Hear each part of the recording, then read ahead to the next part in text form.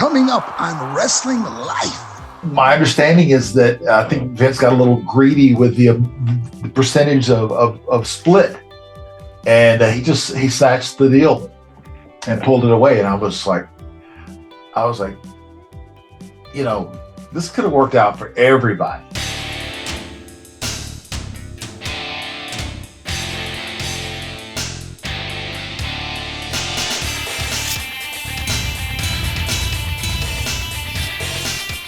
This is Wrestling Life with Ben Veal, the show that celebrates wrestling's past, present, and future with real talk from real talent. Hello and welcome, my friends, to another edition of Wrestling Life with Ben Veal, your go-to destination for real talk from real talent. I've been looking forward to recording this conversation ever since launching the show, and now it is finally happening. My special guest was one of my favourite characters from the glory days of the World Wrestling Federation, and today I'm lucky enough to call him my friend, while the 10-year-old inside me is properly marking out right now. You may know him best as the WWF's Adam Bomb, or as the Mighty Wrath, or as one half of powerhouse WCW Tag Team Champions KroniK alongside the late, great Bryan Adams. But I just know him as my big buddy Bryan.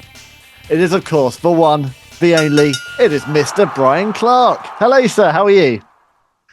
I'm doing well, my friend. Thank you for having me. And has been a while for us to, get on the same page here. But thank you so much for having me. You're doing great. Your show is awesome. So, congrats. Thank you. And look, congrats to you too for living life and living life fully. Because every single time I see a picture or a video of you on social media, I am so jealous. Like, you are well and truly living your best life right now in beautiful Arizona. What is bringing you joy these days? We just bought this we're in this new property now for about a year. And, I wake up and I see the Picacho Peak Mountains and Sawtooth Mountains around me. And it's just gorgeous. I love the weather. Just everything about this is very peaceful. And every day, man, I've got this routine. I make it a habit. I've missed a couple, but I try to watch the sunrise and the sunset every day. I try not to miss it. And I'm doing pretty well with it. But there have been a couple of times, but just because if I'm doing something, but they're just so beautiful that it's hard, you don't want to miss them. Yeah, every time, like, you send me a picture from, like, I'm hearing like dreary January in the UK, just grey skies, and there you are, just on your horse, living a dream in Arizona. Yeah, we love our horseback riding, and that's really fun, and it's challenging too. Just for some of the, we go up the Tucson foothills, up into the mountains, and it's fun. It really is. And are you still doing your ice plunges, your ice cold plunges? Yes, I did it a few hours ago. Yes, 4 minutes, 44 degrees. And it helps me so much. I do that. I did my cardio, did 1 hour cardio this morning. I always do. I aim for an hour, but sometimes it's 45 minutes depending on the schedule. But I shoot for that 1 hour. And but after that, I do the ice plunge, and then I get ready for my workout. And and then at night, I'm doing. I also will do the dry sauna, but at night I got a wet sauna at home here, and so I feel like I've got my diet dialed in on point. I just feel like everything is going really well. And I'm about a year and a half post stem cell therapy down in Colombia. Okay. So I did that also. Yeah. So I feel really good. I'm getting ready for my birthday pick. Yes. I mean, it was last year you turned 60, wasn't it? Yeah. So you turned 60, it's incredible because you don't look a day different to how you did in the early 90s. But you're doing the annual birthday pick, aren't you? Like Chris Jericho, I'm going to try. If I can dial it in like I want to. And thanks for Just for Men for helping me out to keep all the gray out. So yeah. Yeah, I've just embraced it. I've just given up on that battle. But you're still living the gimmick. I love it. Well, I'm slowly going to gray. I don't want it to be shocking. Oh my God. Well, have you noticed that Sting has finally embraced for full grey this year? He said, "I'm stopping after this year. I'm stopping doing my face paint. This is your final year," and he's finally let the grey come through. He's embracing it now. Yeah, I'm sure I do at times. It just depends on what I'm doing, honestly. Because if I go somewhere like a convention or something, I have a few of those coming up. And so, I want people I always do my best to give the fans the best of me, the best version of me. And so I sort of think that's just a tie into it, Yeah, absolutely. Well, look, we're going to dive deep today into some memories from your career and all your different guises that you had throughout your career. Okay. So I'm going to kick off with Adam Bomb. So I was first introduced to you, obviously, in around about 1993 in the WWF. And I vividly remember that first time I saw your character. Like, I just loved all the colors, loved the gimmick, I loved everything about it. I was a huge fan from day one. How was the Adam Bomb character pitched to you, Bryan? And how did the creative come about? The character was one that they came up with. Tom Fleming had a lot to do with it. I think Tom actually created the idea and all the graphics that would go with it and the color scheme and everything. Give Tom a ton of credit. I think he actually came with, I don't think that, he's part of the office, but he also did a lot of other things. Tom had a huge part of it. And they God, so far long ago. But Tom came up with it, and then I sort of added my own personal touches to the character. I suggested the contact lens because they had not thought about that. So I did the red tongue and a little bit of the color under the eyes. Just little things I added to it just to help it become this monster from 3 Mile Island. So, yeah. Were there any other ideas pitched? Because you hear some horror stories about like Steve Austin being pitched Chili McFreeze and stuff like that. Did it go straight in with Adam Bomb, or were there some? No. They sent me 3 actually. They sent me one that was like a military character. It really doesn't get mentioned that often, but it was like a military because I'm a veteran. I'm a former military, and so that was one because they try tie in a little bit to your real character. So one was a military character, one was Adam Bomb. And the other one was the ringmaster. And so that, yes, I know people go like, when I say that, people are like, no, it's because it's a few years before. What they did, I've said this a million times, but they trademark all these names and these gimmicks. Yeah. And that was just one that and I'm like, absolutely not. Of the 3, I said Adam Bomb has to be it. So at least I got a choice. You could have been Stone Cold Bryan Clark if it were. No. Well, see, this was before Stone Cold. He was just the ringmaster. Yeah. So yeah. Now that gimmick sucked. Would you have had Ted DiBiase with you, or you just don't know? Oh no. This was like I said. This was something they had in their catalog, I guess, of copyrighted gimmicks, and so that was one that, like I said, I had those 3 to choose from, basically. Oh, do you think a military character could have worked in '93? Because Sergeant Slaughter had only just left. Like it feels. Yeah, and I don't know if it was like, even if it was like a special forces type character. I just didn't feel because I just felt like at the time Adam Bomb was probably the best pick. Yeah. So you come in obviously this you got this incredible look, obviously the so distinctive, the red and yellow. Obviously, you're a huge guy. You immediately look like an action figure come to life, which was so in keeping with the WWF at that time. And you get Harvey Whippleman as your manager, which obviously, he had a history of managing big guys like Giant Gonzalez. But obviously, he has a very, very long tenure in the business. How was it to work with Harvey Whippleman in the WWF? Really easy to get along with, funny. We didn't always travel together, but either when we were working together at TV tapings or even house shows, whatever the case, always a good guy, easy to get along with and enjoyable. Yeah. Did you feel that having a manager was a good thing for the character, to have essentially a mouthpiece and a manager, or would you have rather gone it alone?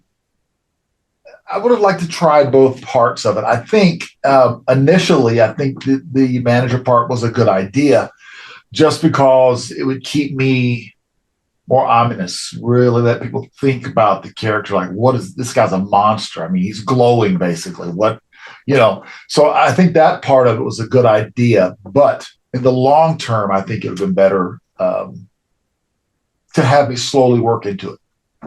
Was there ever any talk about you just coming in as a babyface? Because it felt like that character kind of could have been a ready-made huge babyface from the get-go. No, they sort of always pitched it as a heel, at least to start with. But I think also I agree with that. I think that it could have been a good face character to start with. But again, with that name and the look, there's, it was scary to a lot of kids and stuff. They would freak out, a little bit. They didn't know what to think of it. And so, yeah. So when you kind of first joined the company, I mean, they've got a history of making stars, but also they've got a history of, gimmicks bombing. Pardon the pun, but it is. Yeah. There was kind of, you fell into two camps. What were your hopes with the WWF kind of early on, and were there any conversations with Vince McMahon about where he saw the character going? Not a whole lot of conversation. Even the very beginning, there was some because they hired me out of Smoky Mountain Wrestling. So I'd worked with Jim Cornette, and Jim, again, very good all the way around as far as working with Jim.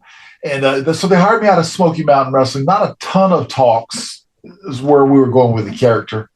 I did have high hopes, yes. But I think it ran its course, honestly, by the time I did leave.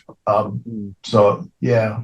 I guess that makes sense, but I just don't think that. Again, I don't know what his idea for the long haul was, and I know with that schedule personally, almost 300 days on the road, being away from my family just was, and the pay scale and salary at that time was not. It was just not a good fit overall for me.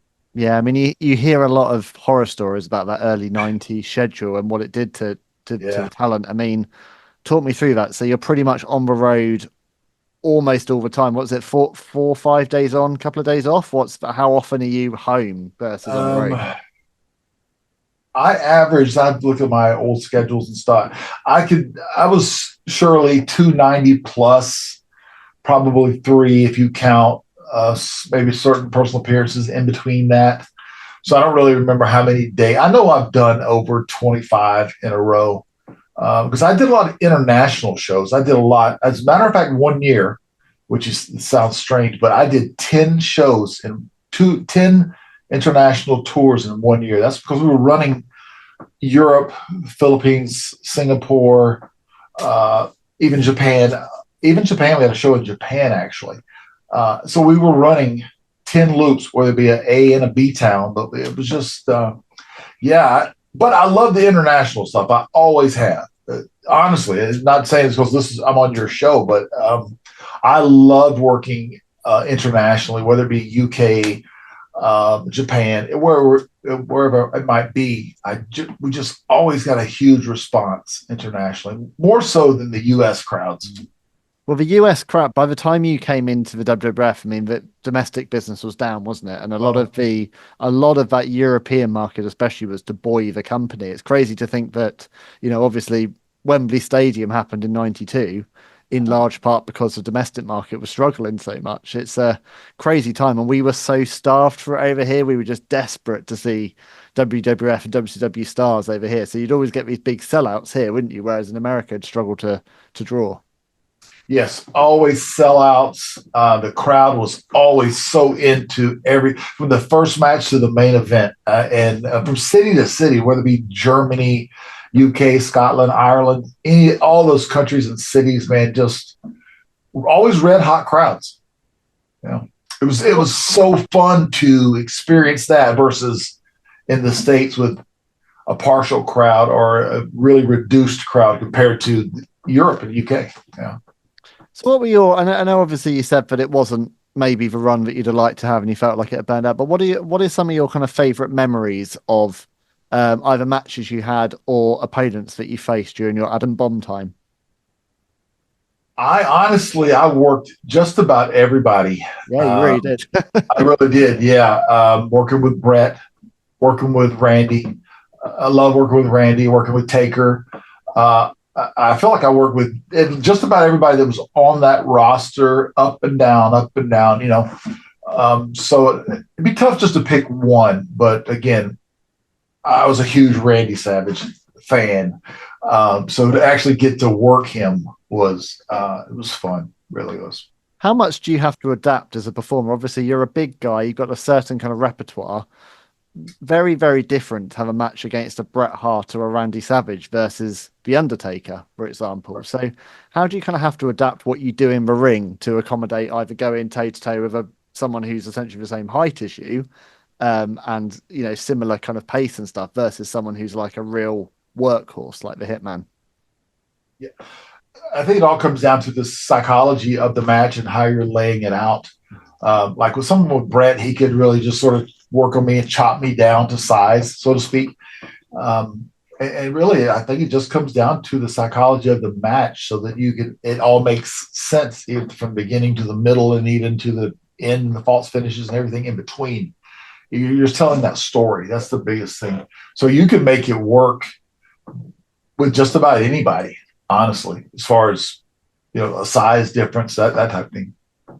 I know you've told me before off air, like you've told me about, we're going to come to KroniK obviously as we go through, but you've told me about Bryan Adams and obviously first meeting him in the WWF when he was Crush. Tell me a bit about Bryan, like those early meetings, because I know you've told me that he was a real joker. Oh, he was. He was. And he would like tell a joke to be real serious about it, you know, and you would realize whatever he's telling you, he's just joking around or something. I've always got along with Bryan in WWF, but we weren't really like close compared to as close as we would become later, which was a blessing. Yeah, he was a jokester. I don't ever remember him being in a bad mood. Well, I take that back. Maybe a couple of times in WCW. But for the most part, I don't really remember him. Just, you know, he was just always fun to be around. He's that guy in the locker room that you were like, okay, this schedule's really bad. I'm tired. You know, I didn't get to work out. I didn't get to eat, whatever the case. And then you go in the locker room and there's Bryan and he's just, you know, just shooting away. And so you're like, oh, okay, here's some entertainment, you know? Why do you think we didn't really see that as fans? Because he wasn't ever cast in that way, was he? No, he was not. I don't know. I think they missed the boat on that. They missed the boat on so many guys. And that's another one that, you know, I think actually WCW tapped into it a little bit, but yeah, they could have done a lot of things. Maybe Bryan just preferred working as the heel mostly in WWF, because I don't think that he liked the whole thing with I don't know what WrestleMania it was with him versus Doink. He did not like that at all, and I don't blame him. That whole finish, if you remember that. Yeah, of course I do. Yeah. So he was the two Doink. Yeah, he was not a fan at all, because we talk about that. He was not happy about it. What was it? But he felt that it was silly. Silly, and also I think he had a lot of steam going into that, and the fact that they just used him for that angle, and probably could, you know, I understand it. I totally understand it, because he probably invested. I know, sure he did. And I was like anyone else, you invest so much in yourself and your character and A to Z, from the look, the training, everything that goes with it, and then just to be sort of tossed aside. That's not always easy to deal with, but it's part of this business. Yeah, I mean, certainly as a babyface, he wasn't positioned as a big threat, even though he was this huge guy. Kona Crush, he wasn't ever really booked. He kind of was a little bit at the start, but wasn't massively booked like someone who you should be looking at for a main event run. When you give him the size of him, you'd have thought he'd come in straight with a monster push, and you could have well imagined Kona Crush and Adam Bomb having that feels like a perfect kind of feud and rivalry for the time. Yeah. And with Bryan's character, they could have easily had it. He could have had a IC run easily as Kona Crush. Well, so could you, and I understand that was on the table. Wasn't that on the table at one point? The possibility of you being Intercontinental Champion? Yeah, I was trying to lead into that but yeah, it was definitely discussed, and I was told what you just said, but it didn't happen, and that's sort of the way the business is. Things change, but yes, that was definitely discussed, and yeah, it just didn't happen, unfortunately. But you know, I'm still very happy and blessed with how we progressed and moved on in our careers. Where would you have slotted in the Intercontinental title? Would that have been a feud with Razor at that time? That was actually the talk at the time. It was around I want to say 95, King of the Ring, right in that neighborhood where I had one of the I was a qualifying match with Mabel, something like that. Somewhere around in that time frame. It was definitely King of the Ring time frame. I remember that. Because when someone tells you that, including it's the office that tells you that, you're like, oh, because I'm thinking, yeah, it's great for my career, but it's a money spot up in the card. It's not like now where you have a guaranteed contract, or at least it was just a different pay scale. Well, again, yeah, of course. I mean, this is something that, again, is overlooked about that time period. It's not only the crazy schedule, but you're all working on this kind of opportunity contract, aren't you? Where you're so dependent on the house drawing well and merchandise selling well, and you're performing in front of crowds which are heavily diminished and incredibly low buy rates by 95. And that's all obviously having an impact on your livelihood, isn't it? And what you're taking home. Yeah, that's why you have to get creative, especially like merchandising and stuff. That's where I sort of went all in on the merchandise thing. That's how I got merchandise, was me being creative on my side of it. They had no plans whatsoever for merchandise for me. So I don't know if I ever told you this story. I'll tell it real quick. Yeah. They didn't have any merchandise for me. So I met up with a graphic design team in Atlanta where I was living at the time, put together this folder of just all my ideas and just all the merchandise I had. And I put it together in a big folder, and I met with Vince and I presented it to him.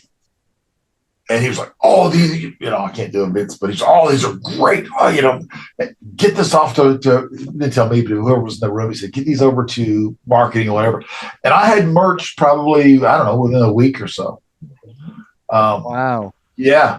And so that was the one thing I guess we agreed on was, the merchandise looked really nice. And so, yeah, we ended up moving on that really quickly. Yeah, you got your Adam Bomb, your blimps, your goggles. You got it all. Yeah, goggles, the T-shirt designs, all this, all the different things that go along with the whole.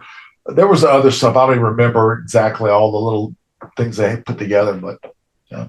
So I know you've told me about this, but we've got to share this story now. So there was an Adam Bomb energy drink idea on the table, wasn't there? And that was pitched to you. And as I understand it, it was similar to the Macho Man's Slim Jim deal and could have been very lucrative for you. What was the pitch and why didn't it happen? Like you said, it was an energy drink deal. And this was really before energy drinks became so popular, but they were starting to.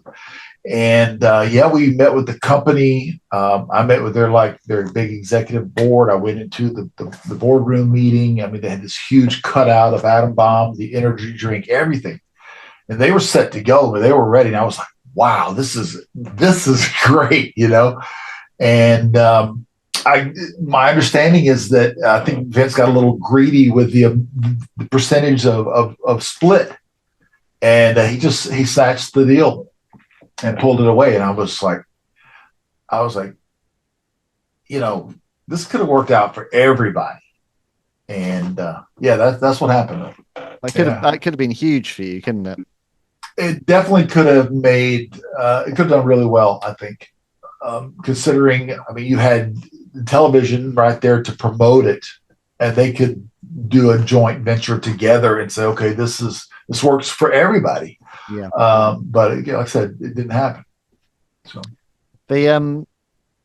there's obviously a match that I still can't wrap my head around in terms of how you were used, given what a monster you were at the time, which is WrestleMania 10. And, the very, very quick squash by Earthquake in Madison Square Garden. What are your memories of that night and hearing that was how you were booked creatively on your first WrestleMania? Let's see. We had worked a European loop prior to coming back or coming to stateside to work Madison Square Garden. And we had a match. Honestly, it had to be anywhere from 10 to 15 minutes with John, Big Earthquake. Yeah. He was probably, honestly, I think he was like 6'7", probably 400 or close to 400 pounds. And we had a really good match worked out. I was really happy with it. And I was like, man, this is really going to work great once we get back to Madison Square Garden. I mean, I was flying around doing all my stuff. He was still going over. I knew he was going to go over. I had no issues with that whatsoever. And I really liked him anyway. Great guy, great guy. But yeah, so we got back to the States, but put it together. And then it was just one of those things. They weren't even going to put it on the card. They weren't even going to put it on the show originally. I think because of the time. But then they said, okay, we've got 2 minutes or whatever. So Harvey, you go out and do this thing with Howard. And then, he comes in, boom, boom, boom. And there it was. So yeah, I was disappointed. I think we could have really had a good match for two. Well, at least John was a massive guy, and I'm good size myself. So yeah, it could have been a lot better, but it was just a time issue. Okay, that makes sense. I know there was another. I think it was an 8-man or a 10-man tag that got completely pulled. My understanding, I don't know if this is right. I think it was because the Shawn and Razor ladder match went long, and it's hard to kind of it. Given what that match has ultimately done and how universally loved it is and how it basically pretty much created the concept of a ladder match, it's kind of hard to look back on that with hindsight and go, yeah, maybe we should have kept them to time. But my understanding is that one went quite over time. I think, it definitely went over time. I think some other guys, I didn't say anything. Is what it is. But I know there were other guys that probably not happy with it because I actually think it cut Bryan and Randy's match down some also. I don't think Randy was too happy about it. No, that makes sense actually, because that was thinking back, their match was rushed. So that does actually make a lot of sense. Yeah. Yeah. But you get your WrestleMania moment. Hopefully you get your WrestleMania paycheck. So you're still on the card. Exactly. You get that paycheck either way. I don't know if it made that much of a difference, but like I said, it happened and we moved forward. So it was good. Yeah. So when did you decide, this is it? My time has come with the WWF and it's time to pursue a contract with WCW. Did they get in touch with you? Did you get in touch with them? How did that all go down?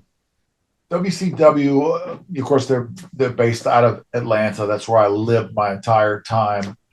I had some experiences with the company. I came through the power plant. Before it was ever the power plant. It was Jody Hamilton and Sarge, which is Dwayne Bruce, and they were running it. It was an old carpet warehouse in south of Atlanta. It really there was nothing. There was like me and maybe one or two other guys. And that's how I had a relationship with those guys and worked my way through the indies and then finally into Smoky Mountain for a real break. We just were. I was still even when I was in WWF, I would still go down to the training center and hang out when I had time, say hello at least. So we always had that. But to get back to your question, why I left, too many broken promises personally. And I felt like I wasn't really going anywhere. And I felt that I had a home at WCW. I lived there and I knew so many of the guys. I worked out at the same gym, Main Event Fitness, which was Lex's gym, Lex's team. So I just knew everybody. I just felt so much more. That to me, I loved the atmosphere and I just like that company. And I've even told Eric Bischoff how much he knows. But I enjoyed working with Ted Turner and WCW's company. Yeah. So was your really kind of, as you're entering the business, is your dream ultimately to become a WCW guy rather than a WWF guy? Because it always seems like everyone's ultimate dream is to head to New York and WWF, but it sounds like Atlanta is actually a much better position for you in your family and life. I felt that way. When I say that, people are like, but really, if you think back to the Nitro days when it was red hot, I mean, that was the place to be. Yeah. Before, when they were getting it handed to them for 83 weeks, right? So, yeah, I mean, it was red hot. That was the place to be. I enjoyed my time working there. I really did. What was it, just circling back to the power plant when it was a carpet warehouse? Because I know idea about that. That's wonderful. I mean, I've spoken to Mark Mayer, obviously Johnny B. Bad, and DDP, and a few others about Sarge, and they've said, he was a very, very tough taskmaster, and obviously he's got a reputation for that. But he was also, for them, a fantastic trainer. What was your experience working with Sarge and JD Hamilton? Really great. I graduated from Central Missouri State. And I had met Jody a few different times, and basically Jody invited me down on a handshake, never charged me a dime. So when I graduated, I packed up everything in a U-Haul, and I drove from Kansas City to Atlanta and started training. And so, I took my shot basically to get my foot in the door. But Sarge, he was hard to win over. I was that guy that kept coming back, kept working kind of thing, because I wanted it. And we're friends to this day. As a matter of fact, he left me a voicemail yesterday. He's he could see how much I wanted, and he was very, very helpful. Same with Jody, both of those guys. Yeah, I've seen video of him kind of working guys to exhaustion and people kind of throwing up in the ring and, people kind of passing out. He was a cardio machine, wasn't he, in terms of your training? Oh, yes. Yeah. Yeah. He was a former military guy also. And I think all that helped him. But I don't ever remember him being not conditioned, always in shape, And did the fact that you were a veteran, did that help your relationship with him, but also help you with your training? Were you kind of used to that a little bit more? Well, out of high school, I went to the military, from the military into college football, walked on, got a full scholarship, that kind of thing. I'm sure it helped me. Yeah. It didn't hurt me. Our relationship, that we were both veterans, that probably didn't have much to do with it. It was really just a matter of my ability and the things I was able to do at 6'6", 290, the high flying, the drop kicks, all that stuff. So him being a trainer, and then Jody with the psychology side of it, was very, very helpful to me. So talk me through joining WCW then. So do you broker the deal directly with Eric Bischoff? Who do you speak with, and how does that transition go from WWF to WCW? Yeah, I met with Eric. My first contract deal, I met with Eric in Atlanta. I think it was a sports bar, and we met. I think both, either a restaurant or a sports bar, or a combo of.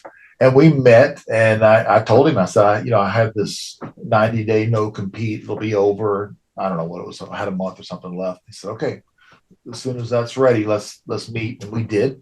And we agreed on a 3-year deal. And that's when he was, the whole concept of the Blood Runs Cold thing with Ernest Miller, Chris Kanyon, which is Mortis, and of course Ray Lloyd, who was Glacier. And so I was Wrath, the guy they brought in, which it was very much a martial artist type of a character. The whole thing was. That's initially how I was brought in under that. Did he have the creative for you already? When you met him, did he know where he wanted to position you? I think so. I think he had a good idea of like, hey, just look at me. And he was like, okay. He probably thought, okay, this will be right. Of course, this was before NWO pops in, before they start making all the noise. So at the time, it was like, I'm sure he probably thought this would work. And it did for a little while, but again, everything in the entire company was overshadowed so much by NWO. And Just circling back a bit, how did your conversation go with Vince McMahon when you tell him that you're leaving for WCW? we had talked a little bit. I don't know if it was a show in Boston. I want to say it was Boston. I just was like, I'm done. I don't think I brought up all the issues, but he knew what the issues were. Like I said, with the energy drink deal, just the payoffs and the pay and the schedule, all those things, just a combination of all those things together. And I knew that I could make 4 or 5 times the money in Atlanta, being at least closer to home. So it was, I don't think he was happy with it, but you've got to look at it for yourself at some point. And for me personally, it was time to say, okay, I gotta look out for my family and myself. I mean, what I find crazy about it, and obviously you and I have spoken a lot about this, I'm a big fan of your work and a big fan of that character. And as you said, you're a big dude, a very big dude, but also you're very athletic. You could really fly around that ring. And what I find crazy, especially in 1995, when they're thrown in all these awful characters, this is the era of the plumber and the garbage man and the Portuguese man of war. Like, it's just a mess. Yeah. And I was watching Royal Rumble 1995 recently, which has got to be the worst Royal Rumble in history. And you come in and you're one of the very few kind of guys, but like, it's a genuine superstar. Like, you come in, Lex, there's a couple of others, but that was a very, very depleted roster. It amazes me that in 1995 there wasn't conversation like, oh, we should really do something with this guy because we've lost a lot of talent. We've strapped the rocket ship to Diesel, and that isn't really drawing. We've got this really big guy here who can work, who can go, who could literally stand toe to toe with Kevin Nash and be a genuine threat. And I can't, the fantasy booker in me can't really get around how Adam Bomb at that time doesn't have a bigger run. Yeah. You just have to sort of take it in stride, honestly. I mean, it's his company. He can sort of book it how he wants to, which of course he did. I go back to, I think it was a missed opportunity for both sides. Yeah. But yeah, it definitely could have worked a different way. But again, I'm really happy with the way my career progressed. Once I left, I was really happy with it. And everything happens for a reason, right? Yeah. I mean, and obviously you joined WCW at a time when there are big plans ahead, but at the time you join, it's still kind of very much in that transitional phase. So obviously Hogan's joined. So that's a huge deal in 94. Nitro's about to hit the airways, and that's going to become huge. But it's not until a year later that the NWO hits and suddenly the whole landscape of wrestling changes. Do you remember that night when Hogan turned heel at Bash on the Beach and the heat that generated being there? Yeah, I do. I don't know if we had debuted by then or not. I can't remember. I know that when I signed with Eric, I actually went to a dojo in Atlanta. They had it all set up, and I did kickboxing and judo and a lot of different fighting stuff, techniques, just for that character. So we waited a few months, and actually I think it was a few months too long. But again, I was already signed. But yeah, then of course the NWO comes in, and boom, it blows up.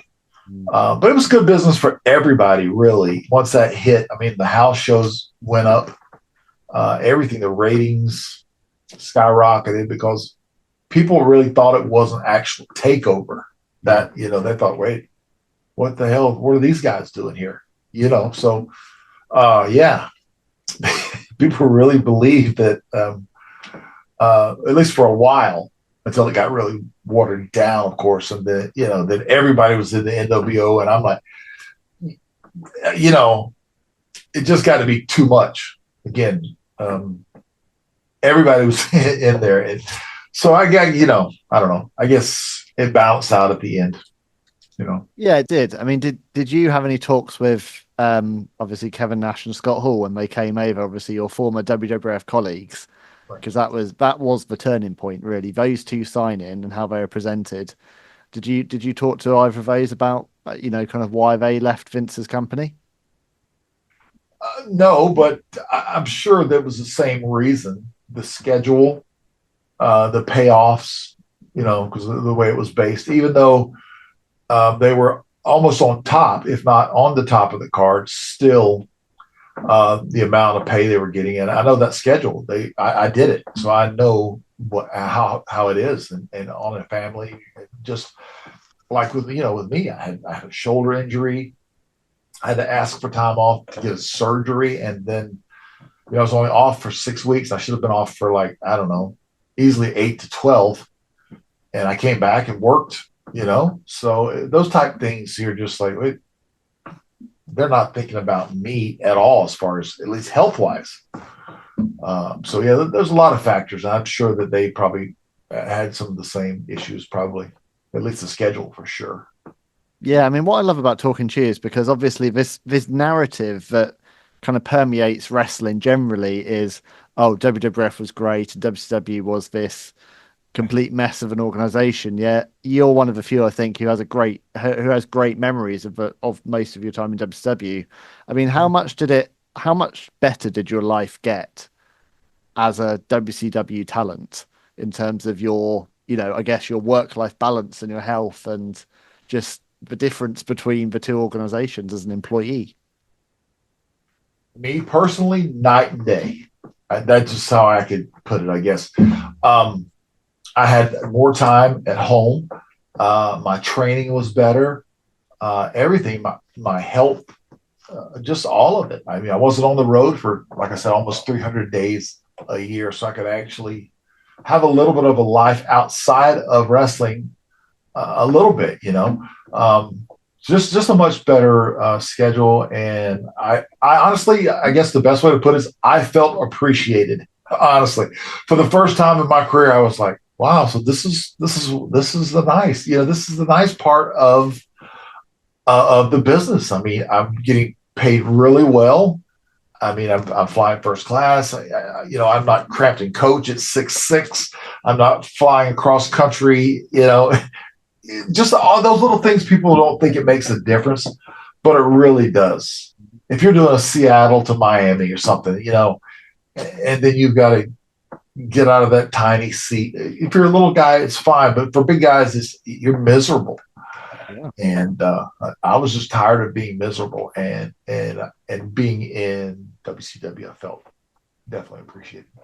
How would you describe the differences between Eric Bischoff and Vince McMahon? I love working for Eric, and Eric was very approachable. If I had an idea, if I had anything about my character, where it was going, or just what was happening with Bryan, I could always talk to Eric. Maybe not on the spot kind of thing, but if we had, there was something. Whereas with Vince, it was always like there was always issues to get to speak with him. It just seemed like. And I understand he's got all these employees and all these wrestlers and all these people at you and stuff. But I mean, Eric did it. Eric made time for people. So yeah, I just enjoyed working for Eric.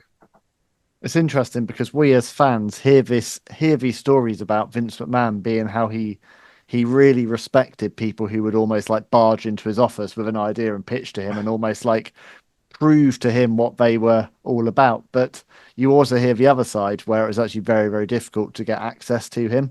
And it sounds like from your perspective, that's where you fell into it. Yeah, initially, it seemed like I could talk to him, but the more time I spent in the company, it seemed like that relationship was really getting fractured along the way. And yeah. So you mentioned with Eric, it was always good. You mentioned the NWO, and of course, the NWO is largely responsible for the 83-week run and so much of WCW's popularity. But also the flip side is there were a lot of characters who kind of lost TV time, or maybe didn't get quite the exposure because the NWO became the show. It almost became too big. It did become too big, definitely. To a point where it felt like there was almost barely anyone in the roster that wasn't in the black and white by the end. did you feel like it kind of took over a bit after a certain point, like it took all the attention away, or did you still feel like you were getting, good creative and had stuff to work with? Initially, probably, and it did really, like I said, it was just too much. But I felt once I became out of the whole Blood Runs Cold thing and became a singles competitor as Wrath, because I went on a long undefeated streak myself, created the Meltdown and just different things to come up to advance my character, and that time off between the martial artist guy Wrath versus the other Wrath, Master of the Meltdown, boom boom boom kind of thing. I felt that was a really good time for my career, and as a single competitor especially. So yeah, I do see what you're saying about the whole NWO and it just taking over the show. And at times that was the case. But I also think it gave time for other guys to be highlighted who were not NWO, so people would gravitate to them also. Yeah, I mean, obviously, the biggest beneficiary of that time being Bill Goldberg, who obviously emerged from the power plant under the tutelage of Sarge. Did you spend any time working with Goldberg kind of at the power plant, or if you were going back there training, did you have any involvement in his kind of transition into the business? Maybe a little bit. We always talked. I always got along with Bill really well, and I worked him throughout my career at WCW and then later in Japan. But yeah, I think Bill had just so many natural abilities. Great athlete, powerhouse, explosive, fast. Had picked up wrestling fairly quickly considering where he was at. And they threw a lot of stuff at him, and he was able to handle it and keep going. So yeah, give him a lot of credit, man. He worked hard and is a good guy. So yeah. Well, there's the it factor or the X factor, or whatever you want to call it in wrestling. Some people just have it, and he just had it, didn't he? He just had that immediate charisma and connection with the audience from day one. It just, they went to the moon with him. I don't think anyone's ever had a push quite like Bill Goldberg. It was great. Like I said, I enjoyed working with him. He was still, getting his feet wet in the business, so to speak, but he still really picked it up quick. And I can't really think of any times that he disappointed the crowd, because he was so explosive and he was very charismatic also. He was. I mean, what's it like to be on the receiving end of a Bill Goldberg spear? Oh, I've had a few. Yeah, they're good, man. They're high intensity, and I work that way anyway. I like it. I didn't really like the one in Japan where I went through the table. He speared me through a table. Actually, speared me through a table in WCW and Japan. But the one in Japan, I went so far through the table that the second turnbuckle whiplashed my neck. So that wasn't the best one. But yeah, he, like I said, he did really well for himself, and a really good guy. Yeah. Well, talking about people that did well for themselves, I mean, you go on and you form KroniK with obviously the late great Bryan Adams, your dear friend. So you've obviously got to know one another in the WWF. Were you consciously paired together? Was that something from WCW that they pitched such creative to you, or did you go and say, we think we could do something special here as a team? Well, at the time, I was recovering from an ACL injury as the second version of Wrath. So I tore my ACL, and I'd been out probably 6 months, maybe 7, depending on. I'm trying to think of a time frame, how long it took me to recover from that. So it was about time for me to come back. And I don't know if Bryan found out about that or what, but he called me and pitched the idea of us teaming together. And I don't know, man. Wrath was doing really well. The Meltdown, I want to get back to that. Get back to the singles. And so I can't remember. I may have told him I'll think about it, or just let me simmer with it a little bit. And so he called me back the next week, and I think he called me a couple of times, at least twice, maybe 3. And finally, I was like, okay, all right. And so that's really how it started. So I think Bryan had already talked to the company and, what about us teaming together? And once we did, it was, I mean, the chemistry and everything, honestly, from the first night. And I personally had no idea it would be like that. I was very unsure of the reception we would get. And it seemed like from the first night, it was just almost like it was meant to be with us, man. It really was. And we became such great friends in the ring, out of the ring, traveling. Yeah, man, I couldn't have asked for a better partner or a better person to be around. Absolutely. And I know there's a bit of a story, isn't there, attached to why you became KroniK, but what was the reason behind the name? We had, and I'm trying to remember how, actually, I don't know if it was internet or even the internet was a thing, but it may have been the magazine. And we sort of pitched it to the fans, and the fans came up with that name. And Bryan and I are talking about it, and we're like, I don't know if we can get away with that. I mean, we know what it means, but what if we spell it differently? What if we put KRONIK and put that spin on it? Spin the K, actually, like the band Korn, a rock band. So we KRONIK, and we would have it mean chronic beatings, chronic pain.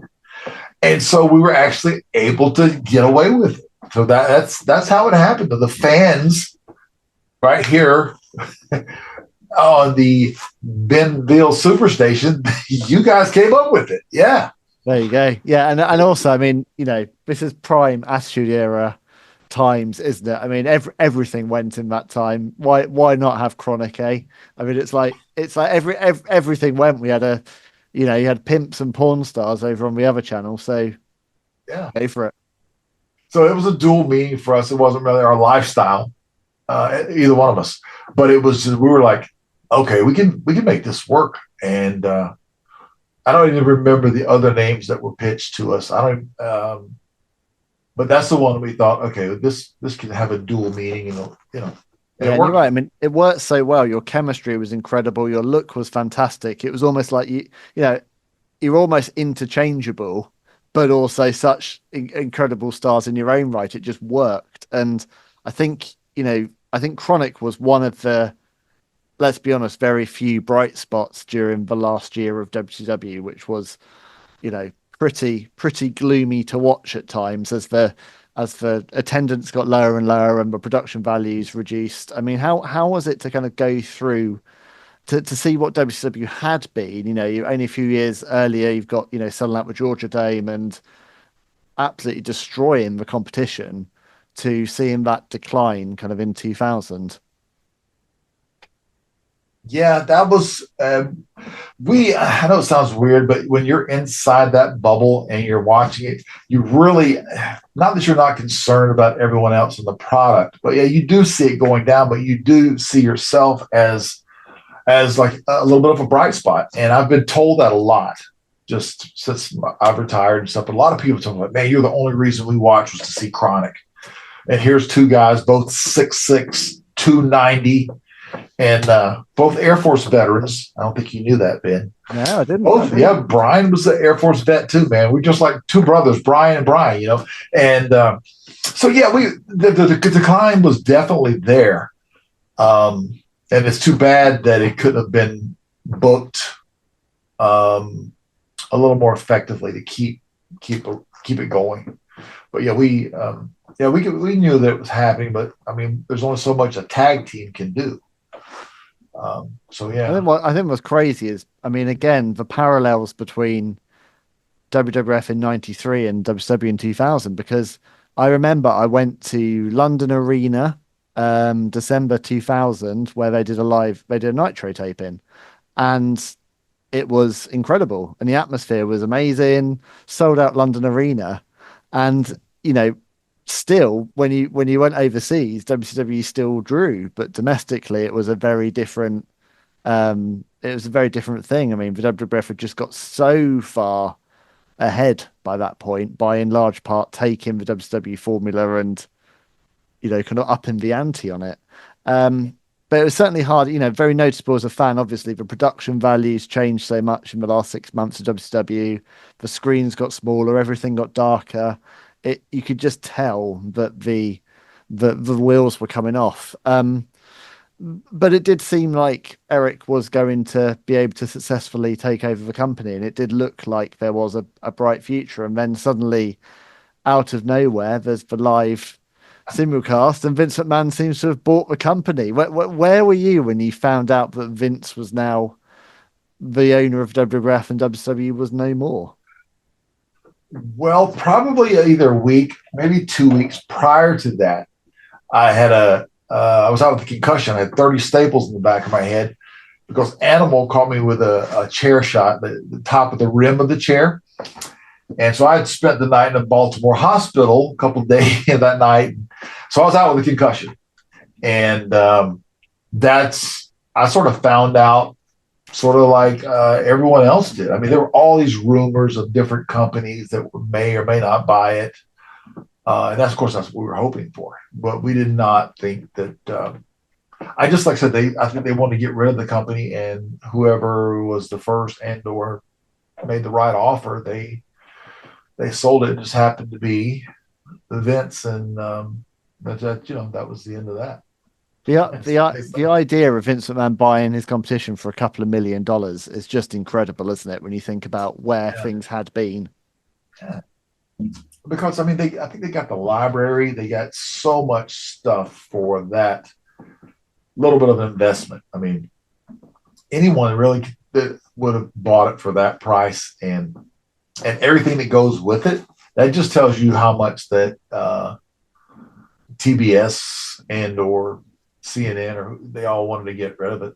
Yeah, if I'd had a spare $2.5 million kicking around at the time, I'd have totally bought WCW. Oh yeah, it's a great investment, even if it's just for the archives. I mean, think about just the archives, what you could do with that. So yeah.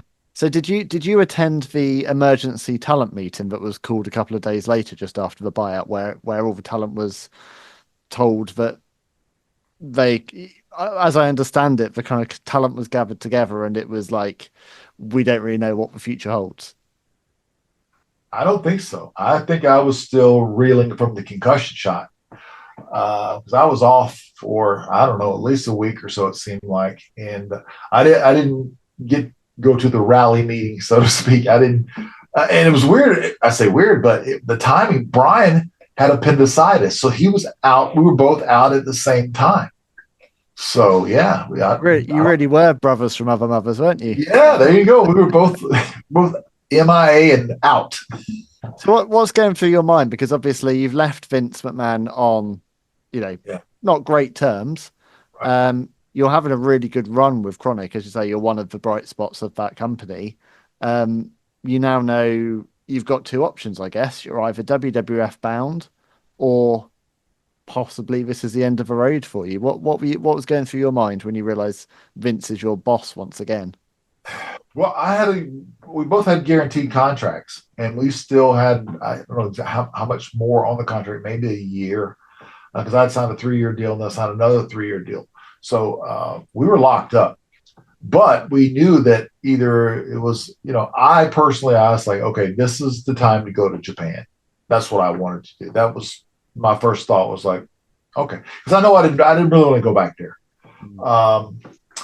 But it sort of worked out the opposite way, that we would go back once our contracts were up, and we would re-sign with those guys for 1 year, full pay for 1 year.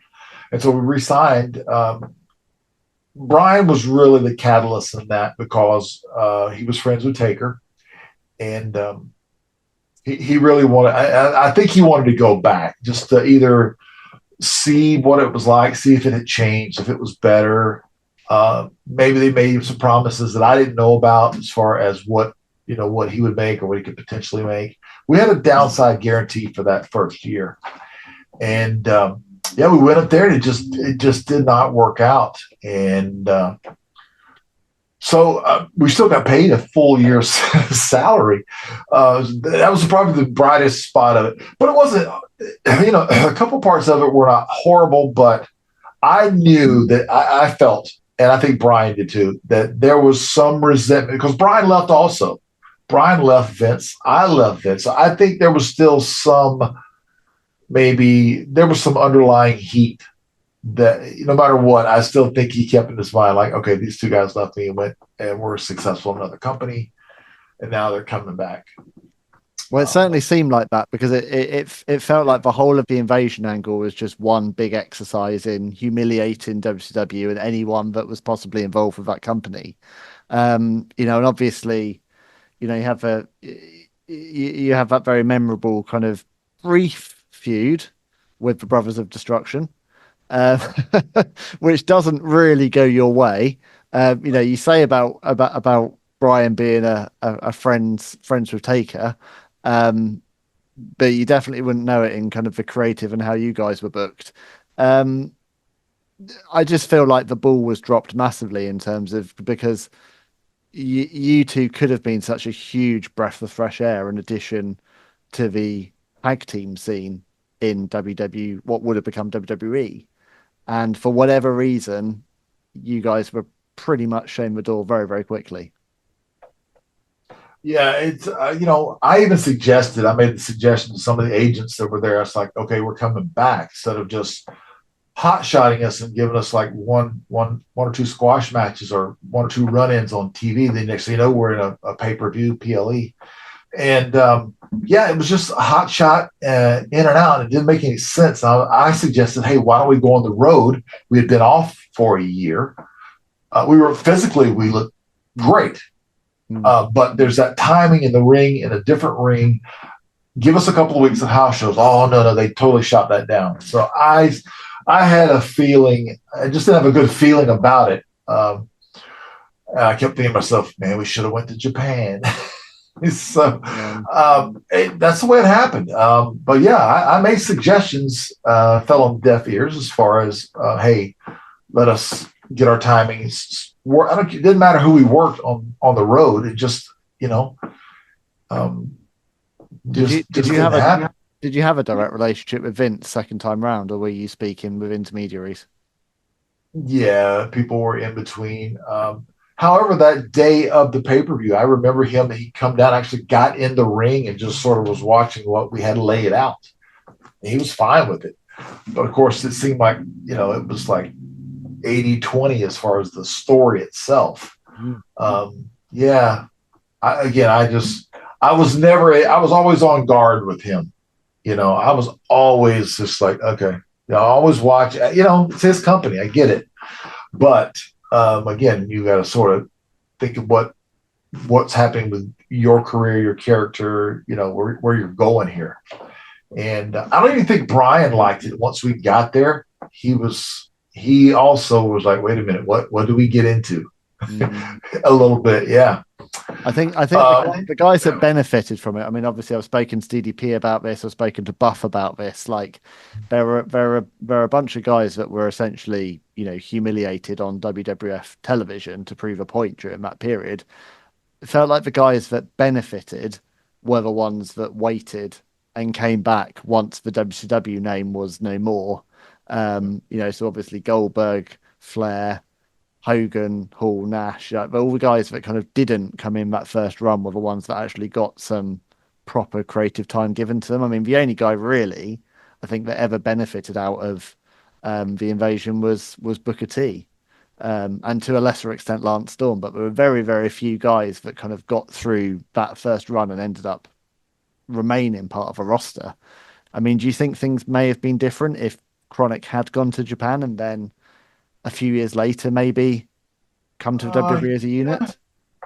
Possibly. I just knew that, at least me personally, and I think Bryan probably felt the same, but we were getting near the end of our careers, definitely. And I don't think either one of us really wanted that schedule again as far as what was happening during that time. I still stick with we would go to Japan first. But when you're a team like that with someone with Bryan, I mean, you want to, we were, like I said, we're always friends, never had a crossword, and we were a team. And he thought that was the right move, and so that's what we did. But it's still at the end of the day, we were still able to go to Japan and win the All Japan Championship, and that was the top of the top for me personally, and I think Bryan sort of felt that way for us to win the All Japan titles at a sold out crowd in Japan and have one of my favorites of all time, Stan Hansen, an absolute legend in Japan, present us with the titles. I mean, I just like, man, this is it. I remember the streamers coming down. I'm just like, wow, this is awesome. And I beat the Great Muta with the meltdown. I was like, get any better than that, does it? Yeah, I was like, this is all right. This is nice. So yeah, it all ended up great. I'm very blessed to have the career that I've had. I was very blessed to have Bryan as my partner, and we went through some difficult times, injuries, and different parts of the business and just life itself. But yeah, like I said, I'm very happy with being 3-time World Tag Team Champion, All Japan Champions. I'm very happy. Yeah, and of course you mentioned it. I mean, you worked again with Goldberg, didn't you, in Japan on that last run you had? Yes, we did. Yeah, it was Bill he was not sure about going to Japan, especially with his character and stuff. And I remember Bryan, we were both sitting and talking, and it's like Bryan reassured him, like, "Hey, man, don't worry about it.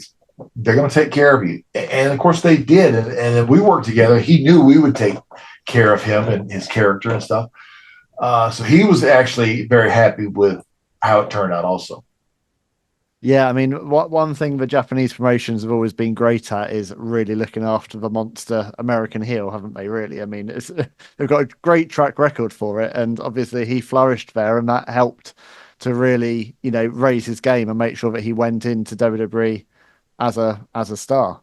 Obviously, it didn't continue that way for Goldberg. Again, he was another casualty of poor creative, but certainly he came in at least at the top tier.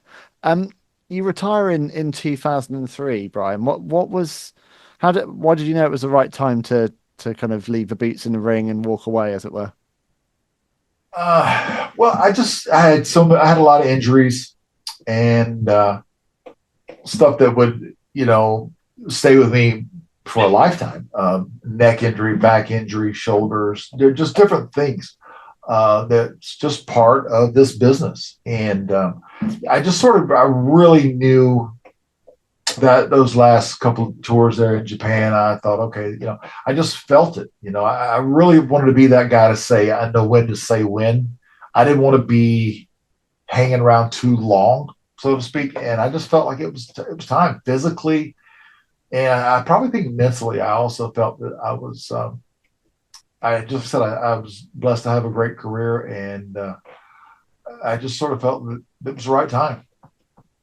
And you still got a very loyal fan base, and it feels like you're really enjoying the wrestling business these days, and you're doing lots of great stuff on social media and lots of stuff on TikTok and kind of following the product.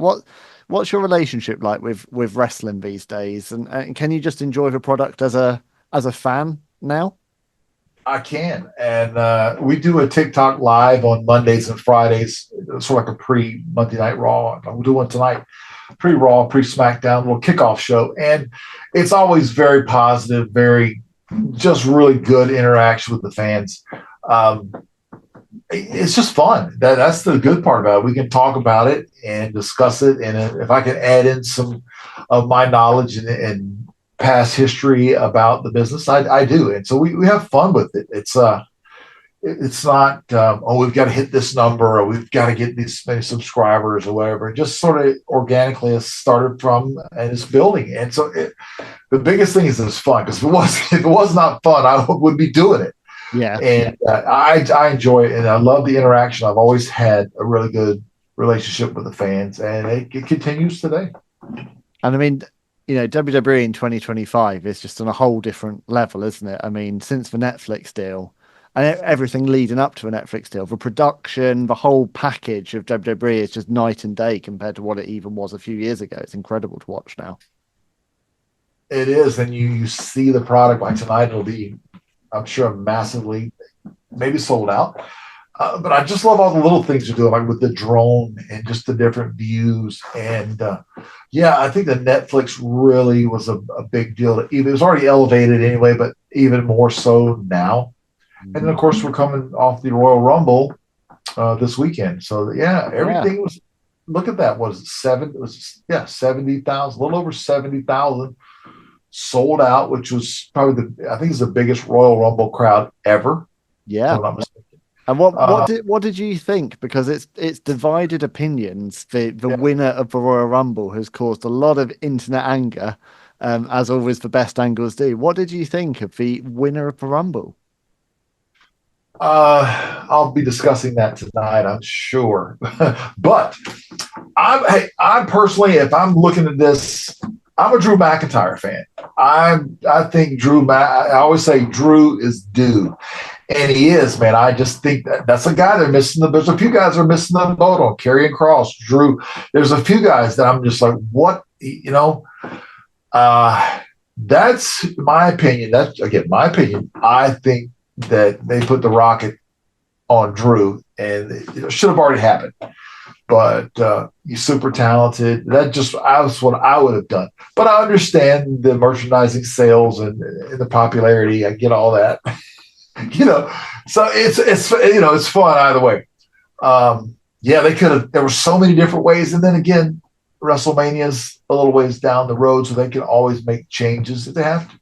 Yeah, I think the one thing you learn when you're a fan of this game for a long time is there's always a plan. There's always a plan, and whatever happens now, but we've seen so many cases where people are so angry, I'm boycotting wrestling, I'm never watching this again. There's always a plan that always works out, and you always look back at it and go, oh yeah, I know what they were doing. You're like, there's a swerve. Okay, I got it.